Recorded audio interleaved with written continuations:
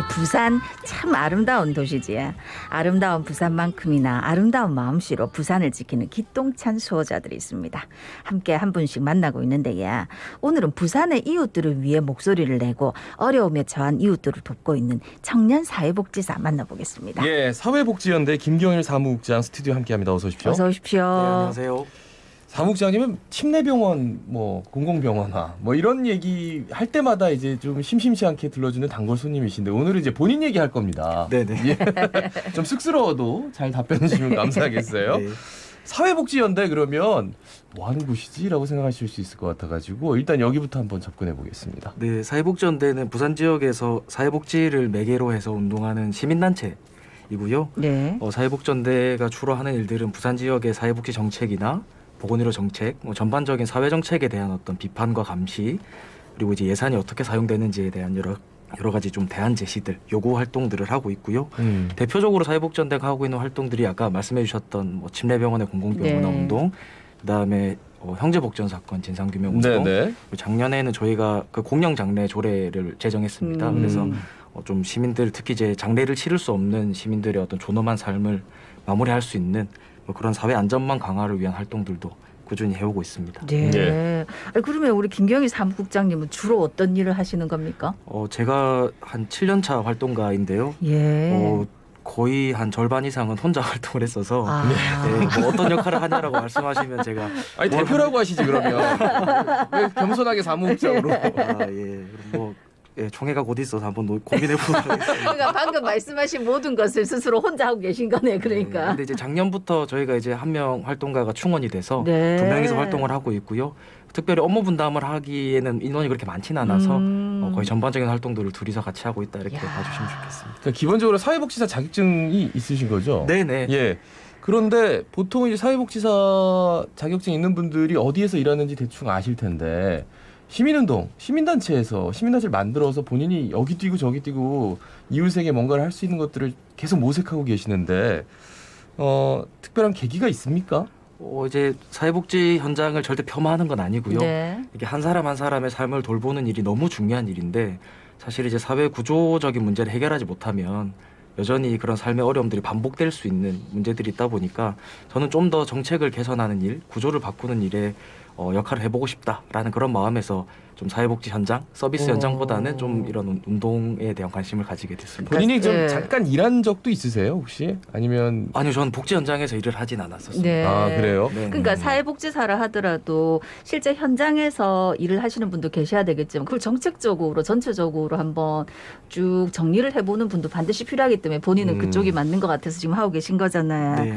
그럼에도 불구하고 일하시면서 좀 어려운 점이 있다 하는 게 뭐가 있을까요? 사실은 이제 어려움에 처한 사람들을 대변한다는 게 사실은 누군가의 고통을 토대로 이게 주장을 하는 일이다 보니까 저는 이제 어디 나와서 이런 제도가 바뀌어야 됩니다, 이런 게 개선돼야 됩니다라고 강하게 얘기할 수 있지만 실제 부당하게 해고를 당하신 분들이나 직장 내 괴롭힘을 당하신 분들, 정말 먹고 사는 문제가 해결하기 어려운 분들을 이제 만나보면 그 마음이 사실은 제일 좀 안타까운 게 큰 것 같아요. 그러니까 저는 제 삶의 무게가 크고 제가 먹고 사는 문제가 크게 힘들어서 그 말을 하는 게 되게 어렵다 이렇진 않은데 제가 누군가를 대변할 때 그 네. 대변을 받는 네. 저의 옹호를 받는 분들은 실제 삶의 무게를 감당하고 계신 분들이다 보니까 네네. 그런 부분들의 마음의 무거움이 좀 큰 것 같습니다. 그런 게 있을 것 같아요. 지금 인터뷰 요청하면 인터뷰 해주시는데 더 센 강도의 그 현장에서의 목소리가 있긴 하지만 이거는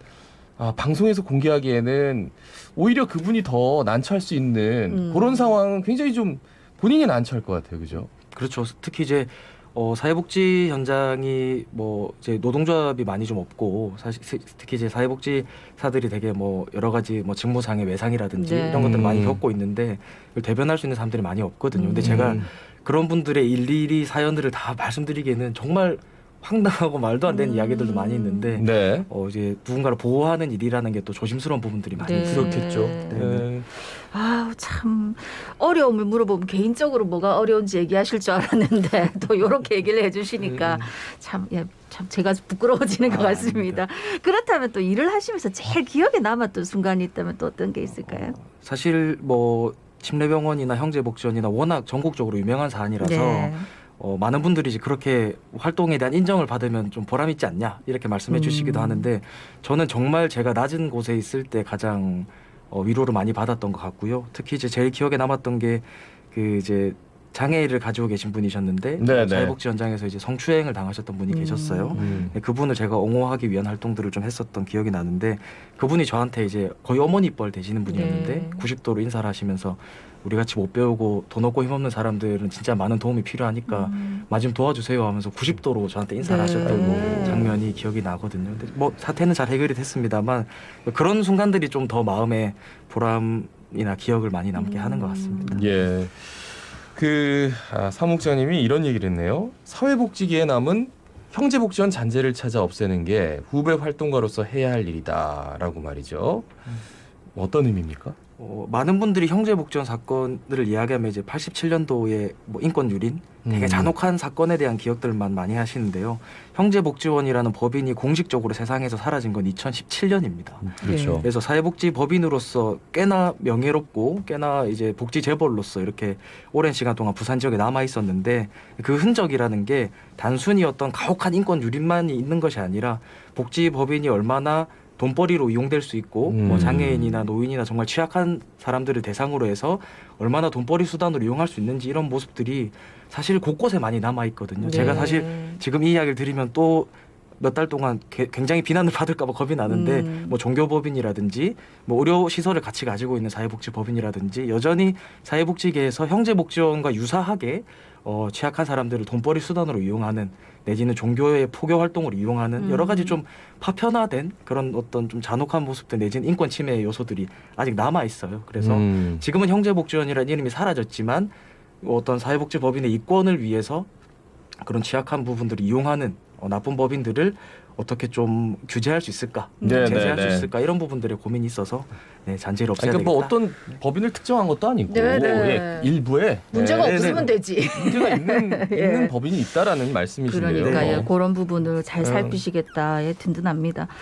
근데 지금 사무국장님 우리 부산시 형제복지원 사건 진상규명추진위원회 위원을 맡고 계시기도 하고 지금 뭐 많이 맡고 계신다던데 소개 좀 해주세요. 네, 부산시에서는 형제복지원 사건 진상규명추진위원회 위원으로 있고요.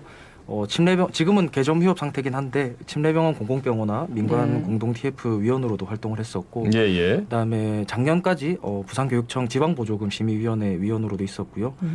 부산복지개발원 정책기획위원, 그다음에 공공보건의료지원단 운영위원. 예.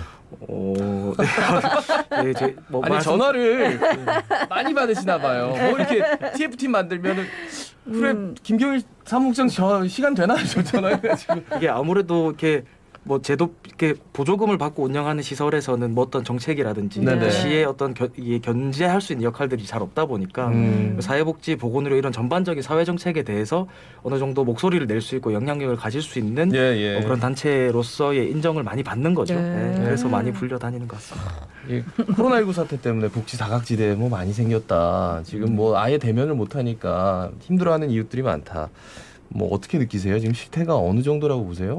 저는 딱 한 단어로 한 문장으로 말씀을 드리면 이제 빈곤층은 더 두터워지고 중산층이 무너졌다. 뭐 이렇게 말씀을 드릴 수 있을 것 같은데 아무래도 이제 정기적인 수입을 유지하지 못했던 뭐 프리랜서 분들이나 뭐 시간 강사를 하셨던 분들, 정규직이 아니신 이런 분들이 가장 이제 해고의 위기에 수입이 감소되는 주 요인에 최전선에 계셨고 그런 분들이 기초생활 수급자로 유입되는 경향들이 많이 있었다. 근데 더 안타까운 사실은 기초생활 수급자라는 게 되게 낙인이 강하거든요. 그래서 나는 수급자 아니야. 나는 정부 도움 받을 필요 없어라고 하면서 본인이 스스로 도움 받을 수 있는 권리를 포기하시는 분들이 좀 계세요. 네. 근데 그런 분들이 간혹 가다 보면 이제 뭐 거리 노숙에서 발견되신다든지 안타까운 뭐 경찰의 출동으로 발견되신다든지 이런 일들도 간혹 있는데 조금 그런 부분들을 어떻게 우리가 막을 수 있을 것인가?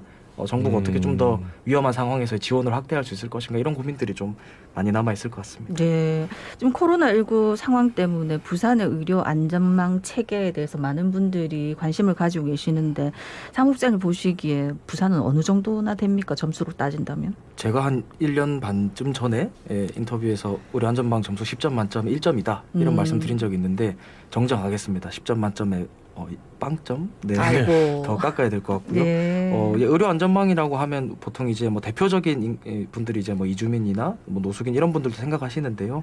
그게 아니더라도 뭐 수급자 분들이나 차상위 계층 분들 내지는 그 외에 어떤 기준으로 포함되어 있으시지 않아도 병원을 이용하는데 비용이 부담스러운 시민들이 많이 계시거든요. 이제 그런 분들이 믿고 이용할 수 있는 의료기관이 이제 지역 사회에 그렇게 많지 않고, 그러니까 사실 그 역할을 가장 크게 했던 게 부산의료원이었는데. 그렇죠.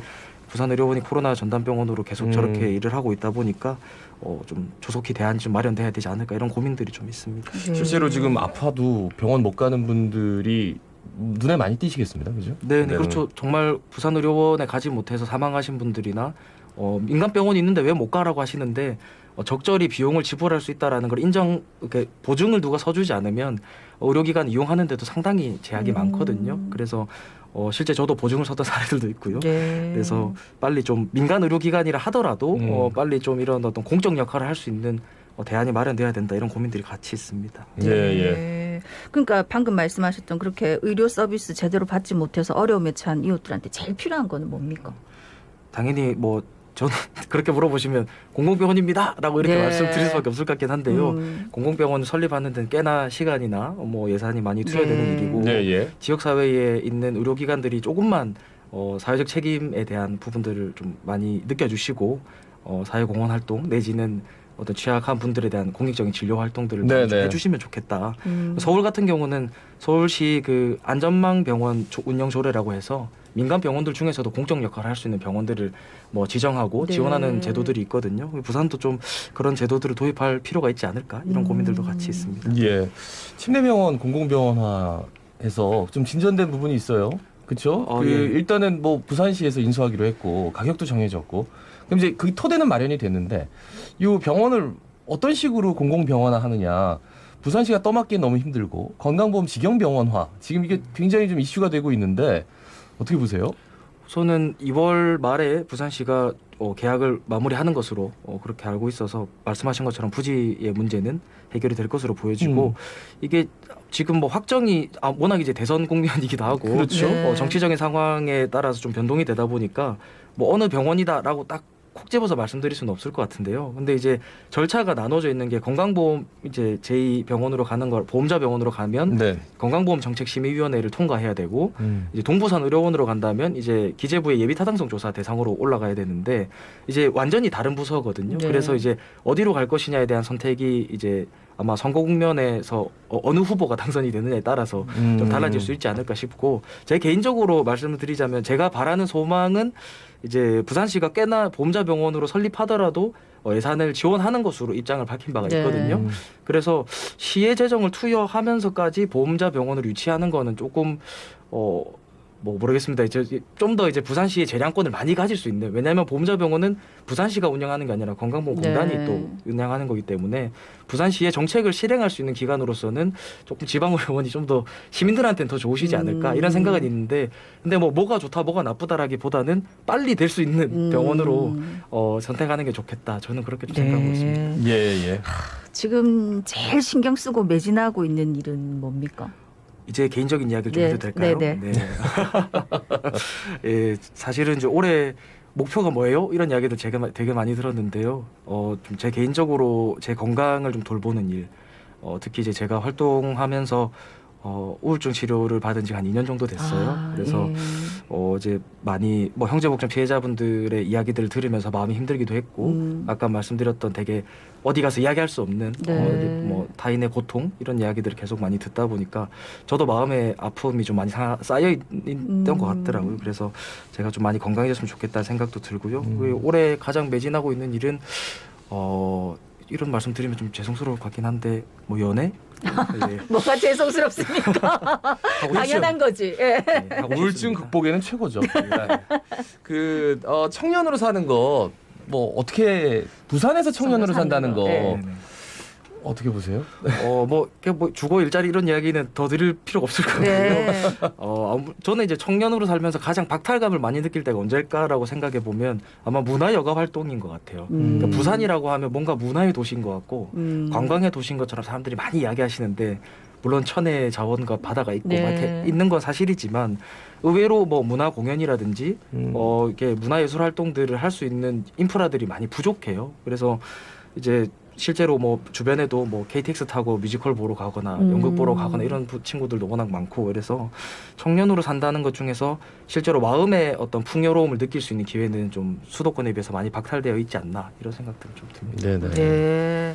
뭐 그러면 당연히 방금 말씀하신 거에 덧붙여서 부산을 떠나지 않게 하려면 그런 것들을 많이 만들면 되겠네. 아 근데 이제 사실은 제가 사회복지 운동을 하면서 내지는 이제 시민 운동을 하면서 가지고 있는 지론 중에 하나는 밑 빠진 독이라도 한번 이렇게 양껏 부어봐야 된다. 네. 그러니까 이제 밑 빠진 독이라도 엄청 많은 양의 물을 부으면 한번 이렇게 꽉 차잖아요. 네. 그래서 청년 정책 역시도 이제 어떤 충분한 지원. 근데 이제 부산시가 할 수 있는 재량이 그렇게 많지는 않을 거라는 생각도 들기 때문에 뭐 주거비를 지원하는 게 어렵다면 뭐 이사 비용을 지원한다든지 뭐 여러 가지 그런 좀 고민들 지원들이 네. 있었으면 좋겠다. 이런 생각이 네네네. 아유, 그래요. 담담하게 말씀을 해주시는데, 워낙 오랫동안 그 사회복지와 시민단체에 몸담았기 때문에 그 내력이라고 하나요? 공력 이런 것들이 느껴지는 인터뷰였습니다. 말씀 잘 들었습니다. 고맙습니다. 네, 사회복지연대 김경일 사무국장이었습니다. 예, 오늘도 안전한 하루 보내십시다. 자갈치 아침에 17,834회 박성원이었습니다. 아나운서